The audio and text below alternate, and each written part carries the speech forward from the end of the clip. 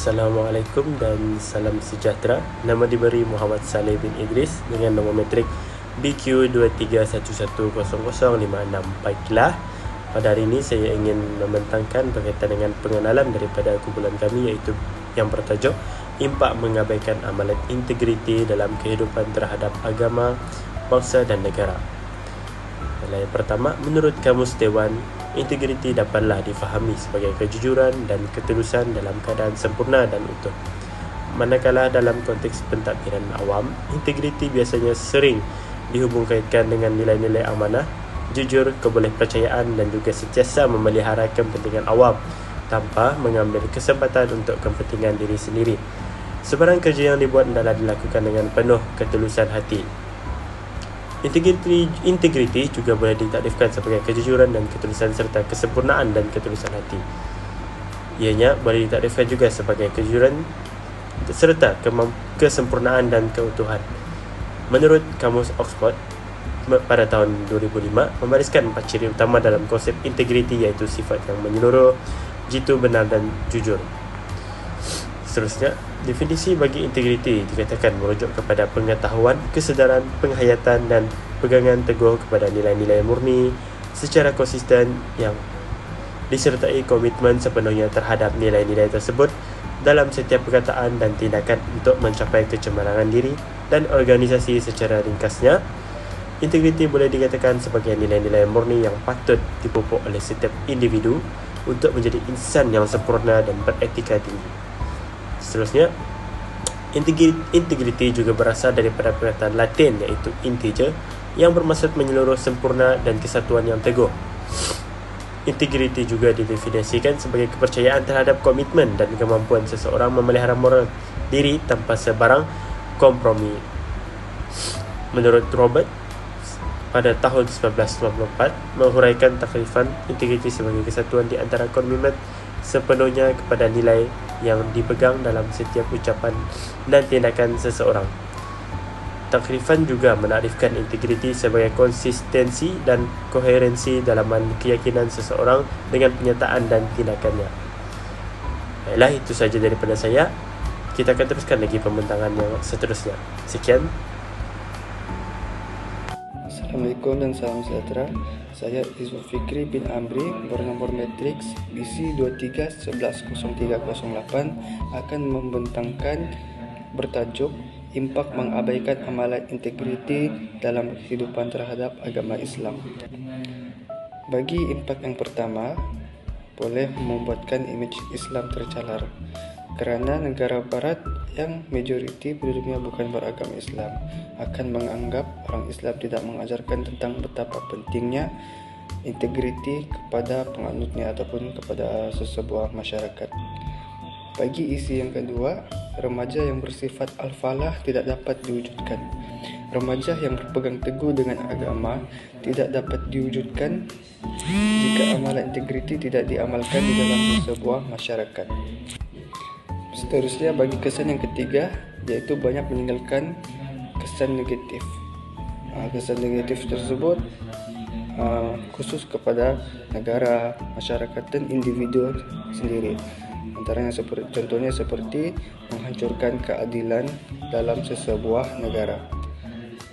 Di samping itu, bagi isi yang keempat ialah nilai moral di dalam sesebuah masyarakat semakin berkurangan. Hal ini berlaku kerana sifat amanah, jujur dan keadilan semakin berkurang jika amalan integriti tidak diamalkan. Hal ini dikatakan demikian kerana agama Islam sangat mementingkan sikap sedemikian agar kehidupan di dunia dan akhirat dirahmati oleh Allah Subhanahu wa taala. Bagi isi kelima, iaitu isi yang terakhir dari saya,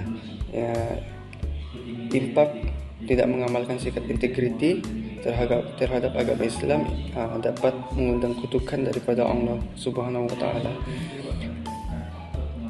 Dapat mengundang musibah dari Tuhan bukan hanya ke atas diri perasuah, namun tidak mustahil ke seluruh negara.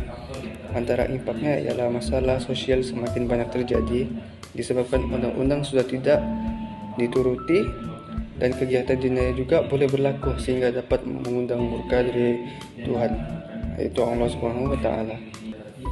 Sekian dari pemandangan saya. Bagi tajuk bagi poster bertajuk Impak Mengabaikan Amalan Integriti dalam Kehidupan Terhadap Agama Islam. Assalamualaikum warahmatullahi wabarakatuh. Nama saya Muhammad Haji Alhami bin Ahmad, Metrik BC 2316053. Apa yang saya bentang pada hari ini ialah berkaitan dengan impak mengabaikan amalan integriti dalam kehidupan terhadap bangsa. Ada 4 isi yang saya maksudkan, iaitu yang pertama, kesannya ialah menyebabkan kehilangan kepercayaan dan keamanan. Hal ini kerana orang yang tidak melakukan tugas dengan jujur yang boleh menyebabkan mereka ini tidak akan mudah dipercaya lagi oleh masyarakat bangsa kita sendiri. Yang kedua, kurangnya moral dalam diri. Hal ini kerana dengan kurangnya moral mereka itu, masyarakat bangsa kita itu dengan mudah melakukan yang boleh merosakkan masyarakat bangsa kita itu.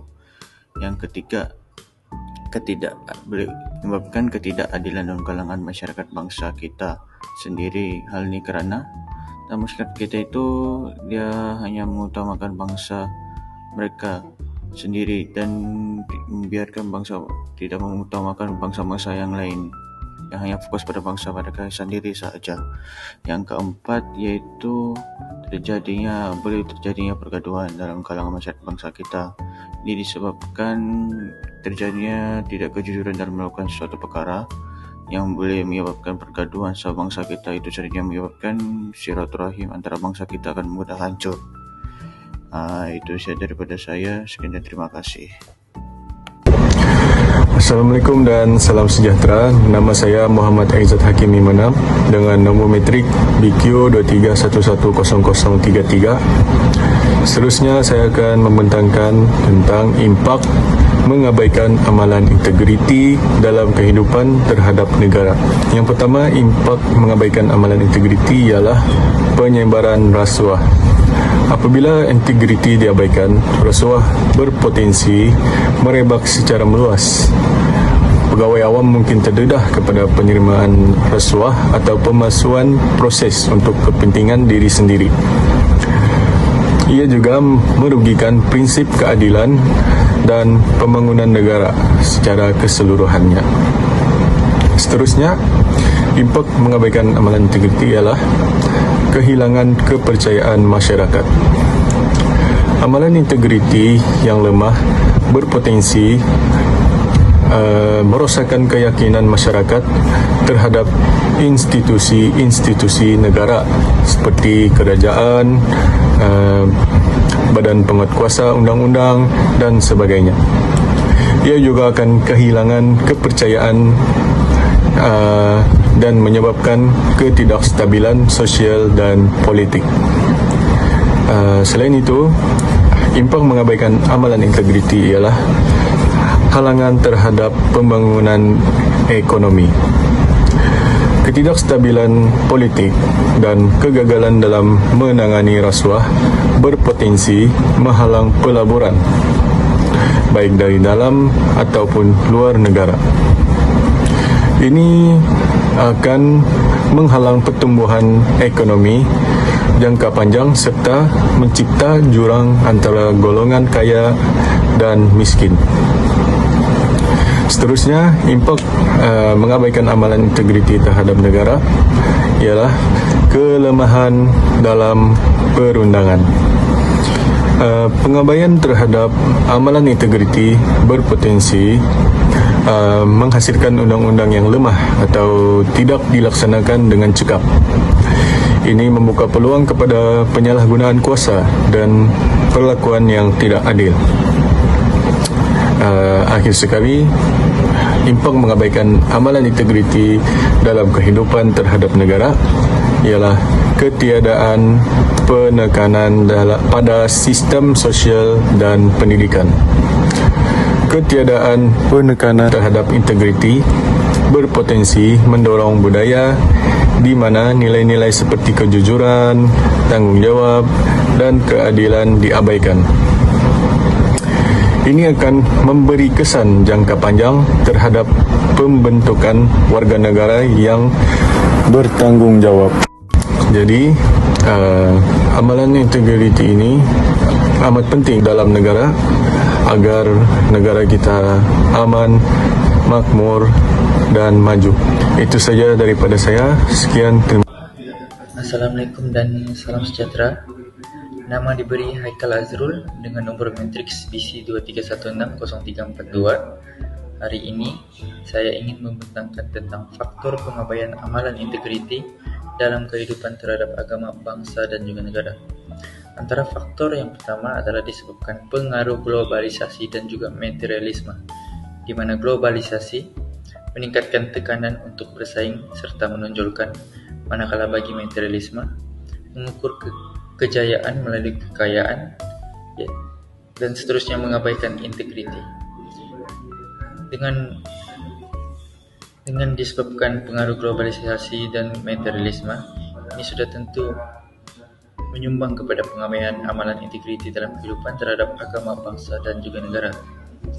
Seterusnya, faktor yang kedua adalah disebabkan tekanan ekonomi dan juga sosial. Pengangguran mendorong jalan pintas yang tidak etikal, ketidakstabilan ekonomi, dan ini telah menyebabkan rasuah serta penyelewengan. Dengan itu, ini akan menyumbang kepada faktor pengabaian amalan integriti dalam kehidupan terhadap agama, bangsa, dan juga negara. Bagi faktor yang ketiga adalah disebabkan kekurangan pendidikan moral dan juga etika, di mana pendidikan moral yaitu tidak mencukupi menyebabkan kefahaman rendah, manakala nilai integriti tidak dihayati sepenuhnya tanpa asas pendidikan yang kuat. Seterusnya, bagi faktor yang keempat ialah disebabkan pengaruh media dan juga teknologi, seperti media negatif, yaitu menurunkan standar moral dan juga integriti, manakala teknologi mendorong sikap sinis terhadap nilai murni. Dan ini sudah tentu akan menyebabkan faktor pengabaian amalan integriti dalam kehidupan terhadap agama, bangsa, dan juga negara. Seterusnya, bagi faktor yang terakhir adalah disebabkan lemahnya penguat kuasa undang-undang, di mana penguat kuasa undang-undang yang lemah dan menyebabkan persepsi negatif dan keadilan, yaitu tidak efektif dan mengalahkan lagi pengabaian integriti ini. Seterusnya, ini merupakan yang keenam, merupakan rujukan-rujukan yang saya dapati, yaitu yang pertama integriti melonjak kualiti hidup, yaitu pada tahun 2017. Yang kedua ialah pengurusan integriti di Malaysia, yaitu pada tahun 2022. Dan akhir sekali yaitu integriti tanggung jawab bersama, yaitu pada tahun 2021. Sekian saja pembentangan saya. Terima kasih. Bismillahirrahmanirrahim. Assalamualaikum warahmatullahi wabarakatuh. Nama diberi Ahmad Syukri bin Hussein, nombor metrik BQ23110030. Baiklah, seterusnya saya akan meneruskan pembentangan seperti mana yang kita telah dengar mengenai kesan integriti dan juga faktor. Jika ada dua itu, mestinya ada kepentingan. Saya akan membentangkan mengenai kepentingan integriti dalam kehidupan. Integriti ini amatlah penting kerana yang pertama, ia akan membantu kita untuk memupuk kepercayaan. Integriti berkait rapat dengan pembentukan dan pengukuhan yang masyarakat yang baik. Jika orang percaya kepada kita, jika kita tidak melaksanakan tanggung jawab dengan baik seperti amanah yang diberikan, niscaya orang tidak akan mempercayakan kita untuk masa-masa yang akan datang. Yang kedua, kepentingan integriti ini adalah untuk kejayaan yang baik dalam karier.